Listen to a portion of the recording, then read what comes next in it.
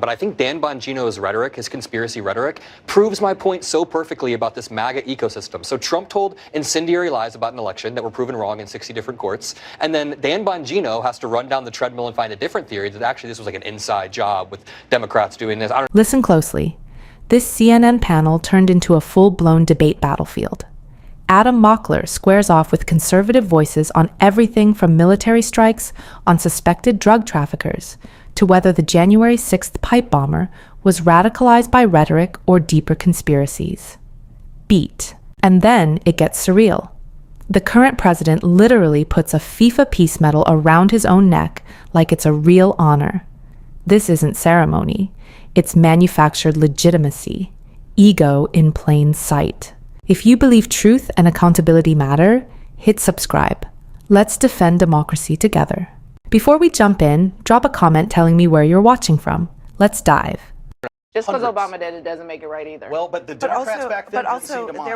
there was an authorized use of military force for Obama. He actually had one. You can argue whether or not it was right or moral or legal when it comes to the American citizen, but he had authorization to operate in that area. No one here is defending drugs coming into the country, but can I ask the conservatives on this panel, if I were to tell you that this puts U.S. troops at risk because we're lowering the rules, we're lowering the bar of engagement for other countries, and they can therefore use our strikes as a pretext to kill U.S. troops, would you say that maybe we should if our troops are sending drugs somewhere, I don't think that's happening. But the American people support I don't think they're going to use that standard. They don't have to prove that. I don't think they're going to use that standard.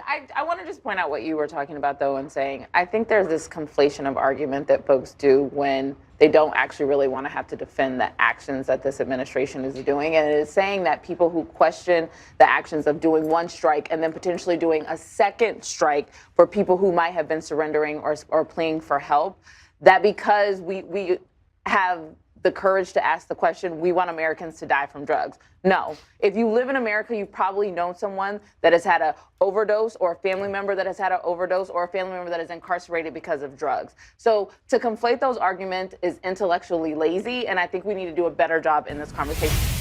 Tonight, a twist in the cracked cold case. Sources tell CNN that the man suspected of planting pipe bombs the day before the January 6th riots told investigators that he believed the 2020 election was stolen. D.C. U.S. Attorney Jeanine Pirro was asked about that today. He was disappointed in various aspects of the election, but this guy was an equal opportunity bomber. He put a bomb outside the Republican National Committee and the Democrat National Committee. He was disappointed to a great deal in the system, both sides of the system.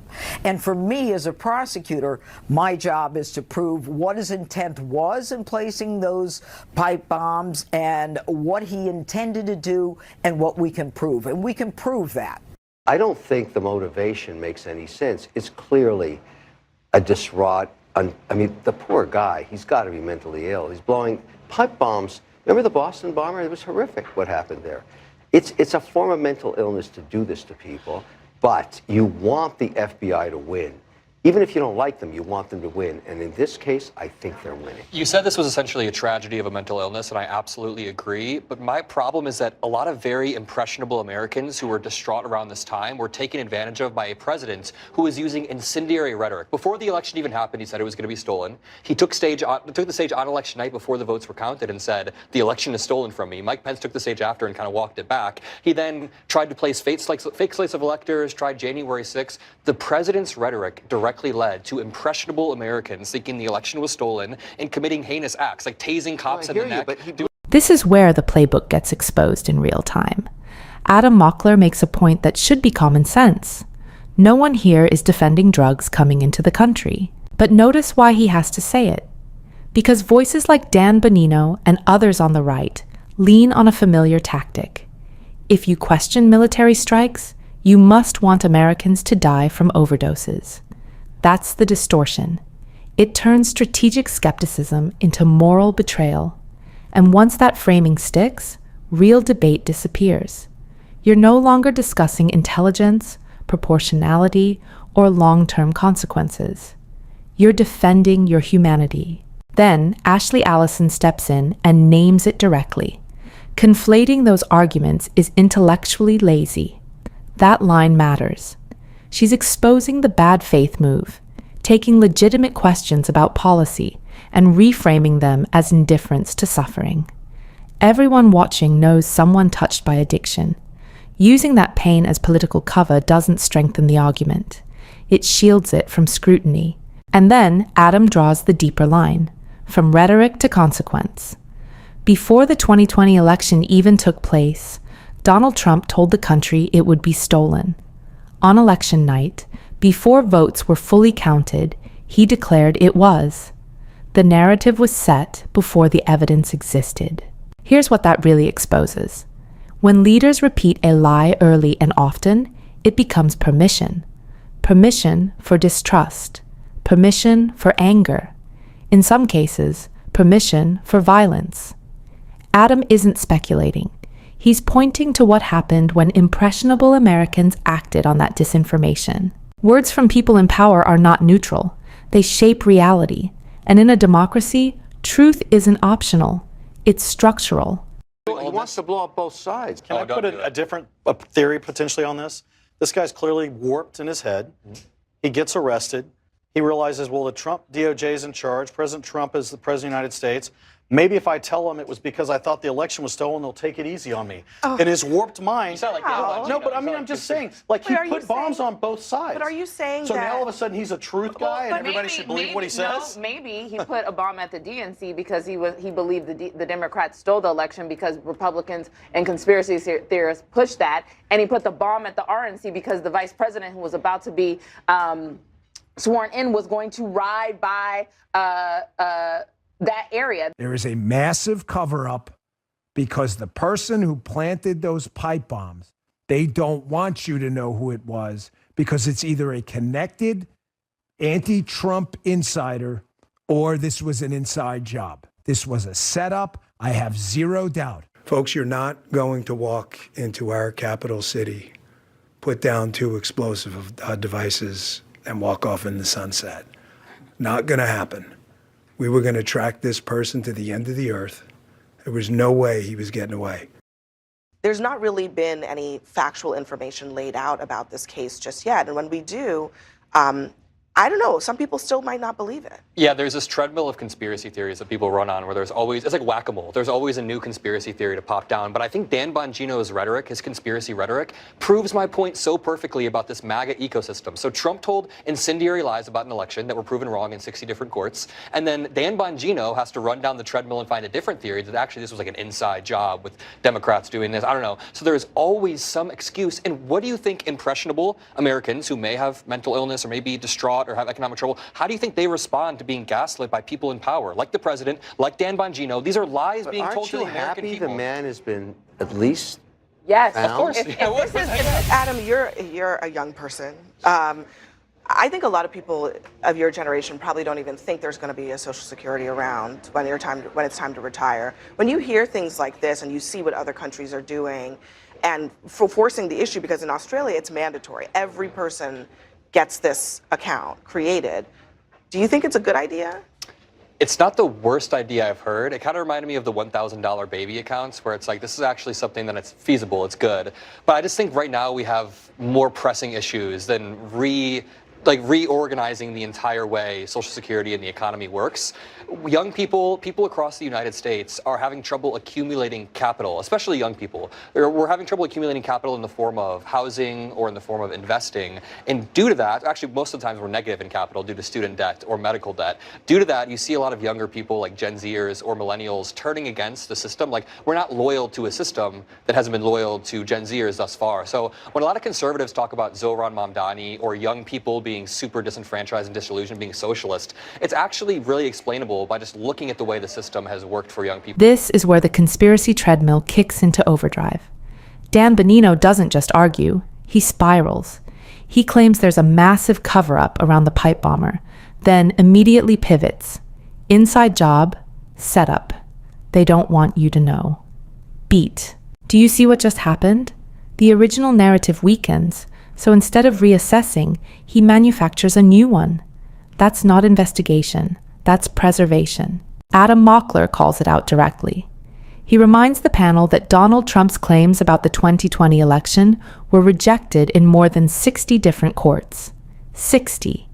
Judges across jurisdictions, including Republican-appointed judges, looked at the evidence and found none.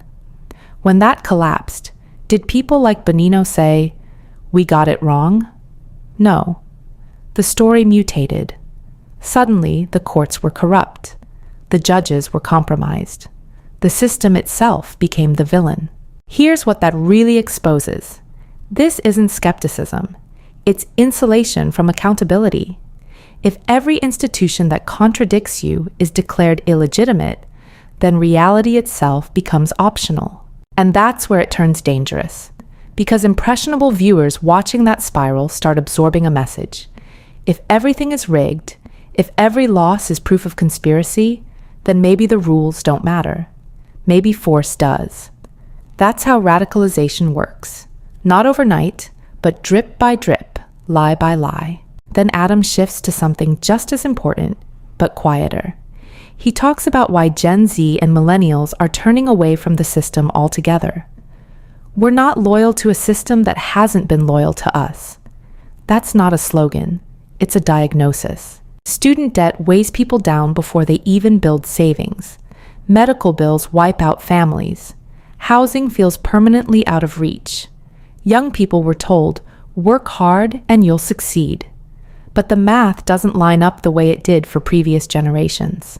And when conservatives act shocked that younger voters lean left, lean reformist, even lean socialist, they ignore the pattern. When institutions fail to deliver stability, loyalty erodes. That's not radicalism. That's pattern recognition. Democracy doesn't just require truth in elections. It requires a system that works for the people living under it. Or that hasn't worked for young people. Friday, Saturday, Sunday, Monday, Cyber Monday, 208 million people bought online because the algorithms on all the platforms were the best ever. $1 extra billion of revenue. I know that because my companies were part of that success. Revenue does not $1 mean billion more. money saved, though. And also, you can cherry for the pick people. one economic stat, but the fact is, inflation has gone up since Trump took office. Unemployment has gone up since Trump took office. A lot of the macroeconomic indicators that people rely on aren't doing too well. So yeah, you can cherry pick small things like this has gone down, but when you walk to the grocery store, Okay, beef is cherry hot. pick this. We're 40 points off an all-time high in history on the S&P 500. We do the this number one economy on earth. Are you kidding? It's growing at a slower rate than it did under Biden. We're though. number one on earth, and we're 40 points off the But high. who's benefiting in that number one? I think it's You are. Everybody that's retired is. Anybody Trump that has has any crashed the market savings like anywhere. 4 times. All right. I mean, how can you bash number one in the world? President Trump, he's now accepting a peace award that he has been calling for. But it's not a Nobel, it's FIFA. Mr. President, this is your prize. This is your peace prize. There is also a beautiful medal for you that you can wear everywhere you want to go. I'm going to wear it right now. Okay, let me hold. Fantastic. Excellent. Yes, that really happened. The irony of putting a medal on himself for an award that was created just for him is not lost here, but Trump was honored nonetheless. Thank you very much. This is truly one of the great honors of my life. And beyond awards, John and I were discussing this. We saved millions and millions of lives. The Congo, as an example, over 10 million people killed, and it was heading for another 10 million very quickly. And it just, you know, the fact that we could do that, India, Pakistan, so many different wars that we're able to end. The award is the latest in what the Bulwark calls his participation trophies. A 24-karat gold plaque from Apple, a different peace award from the Nixon Foundation, a gold crown from South Korea during the No Kings protest, a Rolex clock that's worth more than 100 grand from Switzerland, and gold, silver, and bronze medals from the Olympic Committee, to which Trump joked, "Can I say I won them athletically?" Well, I don't know that he can say he actually won a peace prize, but it seems like the world is willing to humor him on this, and that he's so committed to these accolades that it's almost like it's the price of entry. in Trump's world at this What point. you just described was Trump trying to turn the United States into a pre-constitutional era where he can act as a monarch that gives and gets gifts from other countries and companies. Now we hit the economic argument. And this is where the selective math begins. Adam Mockler doesn't hesitate. He points out directly that inflation has risen since Donald Trump returned to office. Unemployment has ticked upward, and economic growth is slower than it was under Joe Biden. That contrast matters. Because while Trump and his defenders highlight stock market milestones like the S&P 500, Adam is grounding the conversation in lived reality. A record-breaking index doesn't help a family whose wages aren't keeping up with rising grocery prices. It doesn't mean much to someone choosing between rent and utilities. Here's what that really exposes. Kevin O'Leary and others can wave around macroeconomic stats, but if everyday Americans aren't feeling stability, the celebration sounds hollow.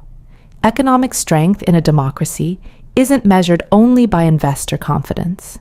It's measured by whether working people can actually build security. And then comes the moment that feels almost surreal. Donald Trump accepting and literally placing on himself a FIFA Peace Medal created specifically to honor him. "I'm going to wear it right now," he says. That's not statesmanship, that's spectacle. But it's more than awkward optics. When foreign organizations learn that flattery translates into favor, that becomes leverage. The Constitution's emoluments clause was written precisely to guard against this. The founders understood that gifts or honors from foreign entities can create conflicts of interest. It's not about symbolism, it's about independence. When Adam Mockler compares it to creating an award for yourself, he's pointing to something deeper: manufactured legitimacy. And when leaders prioritize applause over accountability, institutions weaken. Democracy isn't built on medals or praise. It's built on transparency, restraint, and leaders who don't need constant validation to govern effectively. So here's the question. Are we measuring success by headlines and photo ops, or by whether Americans are actually better off? Let me know your thoughts below. And if you believe facts should outweigh flattery, stay engaged, and I'll see you in the next one.